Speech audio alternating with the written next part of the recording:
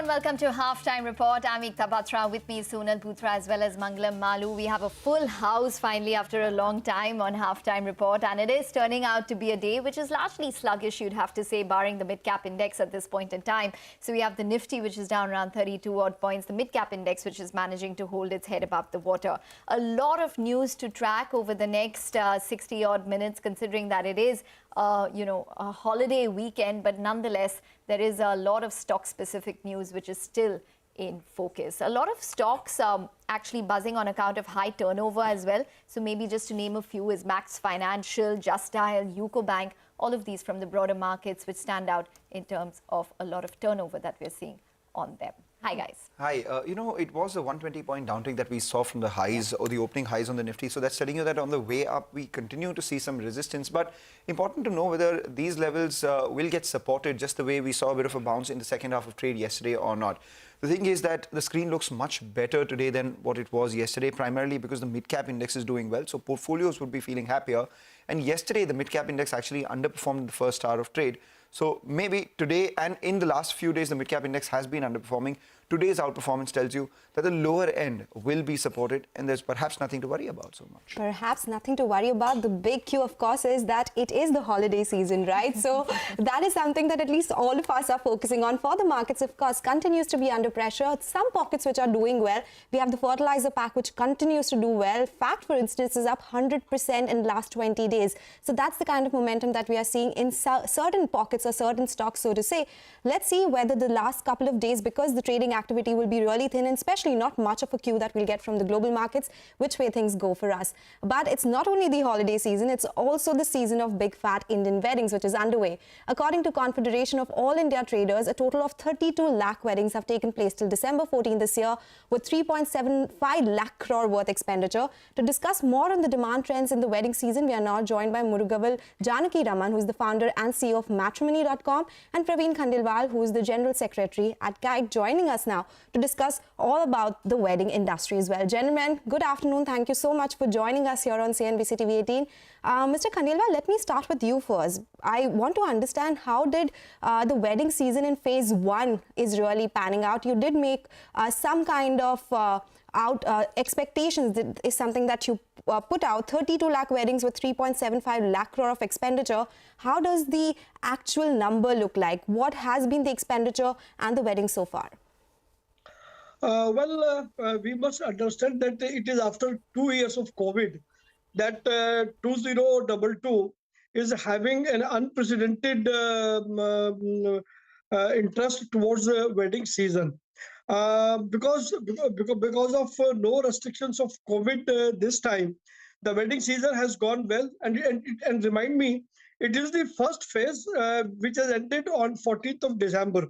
The second phase of the wedding season will begin from 14th of January. But if we consider 14th December the first spell of wedding season, you have rightly put that more than 32 lakh weddings took place, and we have surpassed the number what was projected, 7.5 lakh crores of rupees. I think we have crossed 4 lakh crores of rupees in this season. And a survey was conducted by Confederation of All India Traders in 35 cities of the country. And based on the information, as you are rightly putting in your chart, that was the lowest figure that could be seen during the solemnization of wedding. So therefore, this year, the wedding season is certainly going to be very high. And now our eyes are absolutely on the next phase, which is going to start from 14th of January to July 15th. And it is going to be a robust season, and ultimately the economy will be benefited. All right, we take that point. Ultimately, the economy will be benefited, but weddings, etc., happen, once people meet. And the question is, how is that market shaping up? Muruga, always a pleasure speaking with you. If you could, just tell us, in the second quarter, your revenue actually declined quarter on quarter and grew just 4.5% year on year. What exactly is happening out there? Are people joining less, or are they joining other platforms which are available as well? First of all, good afternoon and thanks for having me. See, what we've seen is that with respect to weddings, as said by Praveen, while weddings are back on track thanks to the end of COVID, but what we've seen during the COVID time was we saw the surge in the number of people signing up for the matchmaking platform. So that has happened. While we expected the moment to continue, that did not happen. So what happened post-COVID? We saw the sort of drop in the number of people signing up, meaning we didn't have the similar kind of the growth or uptick that we had during the COVID period. Basically, in terms of number of people looking for life partner, it has gone back to the earlier level of the growth patterns. So that had some impact on our growth in terms of number of people signing up on the revenue as well. So we are taking some step, and once again, it's come back to a normal level of growth. We see that combined with the new initiatives, what you are doing, plus the things are coming back to the normal level of the growth pattern. We expect the next year the growth coming back to the earlier level of growth. Okay, that's exactly my point, Mr. Khandelwal, that you mentioned yourself that there's a lot of pent-up demand, and there are weddings taking place just to celebrate what could have been a court wedding during COVID as well. So do you think that this year is an aberration and next year we might actually see a much more sober figure when it comes to the wedding season? Or is this the new base? Well, I think after 2 years of COVID, this is going to be a rising period at least for next 1 or 2 years. This is point number one. Point number two is that yes, the number of invitees in weddings have gone down, but the scale of wedding has been on a higher side. The people are now want to make more spendings. The destination wedding is something which is taking a very fast pace among the people, those who want to have weddings. So therefore, at least what as a trade organization we feel that for at least for next couple of years, that is till 2023 and 2024, there could be tremendous demand. And we must also note that almost 80% of one wedding, the 80% expenditure of one wedding goes to third agencies. So therefore, all this money has to come back in the economy, and certainly it is going to revolve the economy to a greater extent, and the kind of financial crunch the market is witnessing is certainly going to be eliminated with this kind of wedding season. Point taken. Mr. Janakiraman, while we are talking about a lot of demand coming in phase 2 as well, big projections made for that as well, I wanted to talk about specifically for your own company. Are you capitalizing on it? Are you increasing your ad spends? They have increased to 40% versus 35% as a percentage of your revenues. And what does it mean for margins? Because they have seen a sharp decline quarter on quarter and on a YOY basis.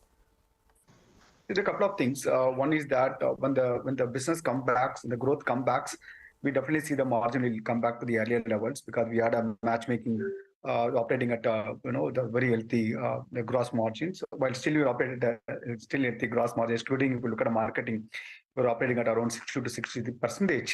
And because of marketing costs gone up, we see the EBITDA percentage come down. So what do we see that once the growth come back, and we expect the marketing to be at a similar level. So that being the case, we definitely see that the EBITDA margins will improve. So far as the challenge was, the current year was, the growth was a challenge. As I said, we expect the growth to come back to the double-digit levels next year. And with the marketing, we expect to be a similar level. That means that that increasing revenue will move to the bottom line. That will contribute to the growth in EBITDA margin. Right. Murugavel, I just wanted to understand a couple of things from you. Your overall subscribers are 8.9 lakh. That's pretty flat year on year so far. You expect this to cross 1 million next year. Even as that is happening, the average transaction per users declined. And the third part is wedding services, which is just about 2% of your revenue, doesn't account for more than 10 crores. You were expecting that to grow to about 100 crores as well. When do all these things happen for you?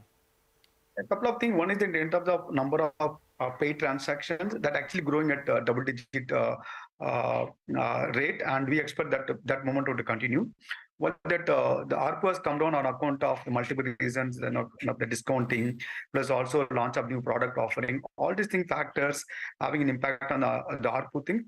And as I said, the ones that the growth come back, which expected to happen next year, definitely there will be increase in EBITDA margin. When it comes to wedding services, as you rightly said, that the business is a small percentage of our overall revenue at this point of time. However, we see that the business has been growing at a healthy pace. It's almost growing at a triple-digit basis. We expect that amount to continue because weddings are back on track. And also, thanks to our acquisition of Shadi Saga, that was integrated into Wedding Bazaar. Today, we are India's largest wedding services market services company. We definitely see that the wedding services business to continue to grow on a triple-digit basis. We expect sometime next year it may come to close to the break even. The plan is to reach 100 crore probably by next 3 years. And we believe we are on track. As I said, we are growing on a triple-digit basis, and we expect the momentum to continue, and we expect to achieve the number probably in 3 years or so. Okay, Mr. Janakiraman, just before we wrap up this conversation, I just had a quick question. Do you feel the need to innovate now simply because of the kind of competition that we're seeing? You have a very traditional medium, but the market is changing. Mr. Khandelwal pointed out as to how the number of wedding guests are lower, but the extravagance is higher. So it's different as compared to what it was probably 5 years ago. Do you need to innovate? And are you? As a company, and definitely thanks for asking the question. We are pioneering online matchmaking. We invented various forms of matchmaking, be it elite matrimony assisted. And even this year, we launched a few initiatives. We launched Rainbow Love, an exclusive matchmaking app for LGBTQ community. We launched Techie Matrimony. And one of the important launch this year was it's called Jodi, Jodi, a matchmaking app for a non-degree holder in 10 Indian languages. Because today, most of the matrimony services are targeting the English-speaking population. We believe there's the opportunity in the non-degree holder, the people are diploma holder +2, or people study 10th and below. The Jodi app is a very simple to use app and the price very low. In fact, we did launch a corporate package for Jodi. The company is employing large number of non-degree holders.